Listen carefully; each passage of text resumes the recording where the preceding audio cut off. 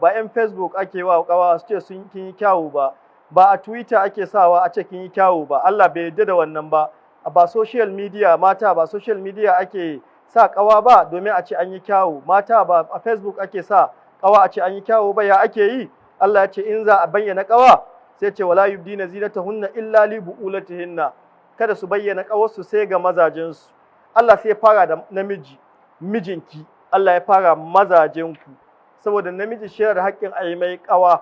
Mata da yawa suna ɗaura zane, ɗaurin ƙirji, suna su mance da cewa ana auren su ne domin suna da ƙawa.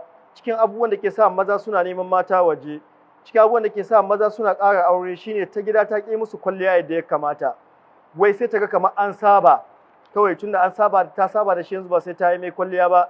Ta manta da cewa kwalliya ita ke rike shi, in ba ta yi kwalliya ba tabbas zai je waje ya ga wata mai kwalliya za ta burge shi, kuma in mai iya aurewa ne ya ƙaro, in wanda bai da abin aure ne, wanda bai tsoron Allah ne, wanda sai ya neme ta da abin banza.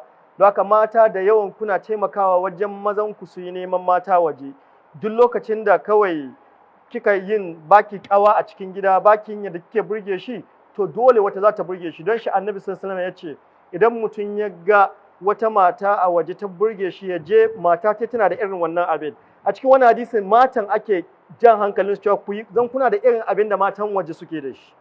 Wata an ce idan ka ga wani abu ga matarka, ka ga matar waje ta burge ka, in ka je matarka tana da irin shi. Watan cewa kai ke matar cikin gida ya kasance kina da irin matar abin da aga matar waje. Don haka cikin hadisi akwai jawo hankalin mata ya kasance suna ƙawa ga mazajensu, mugun kuskure ne.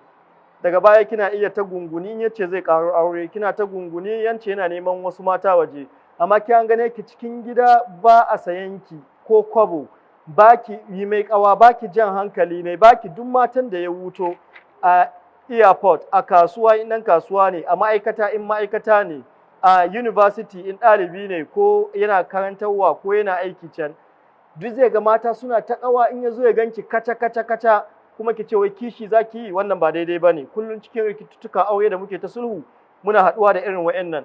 Don haka Allah ce wala yubdina zinatahunna, kada mata su bayyana ƙawarsu, sai ce illa li bu'ulatihinna, sai ga mazajensu.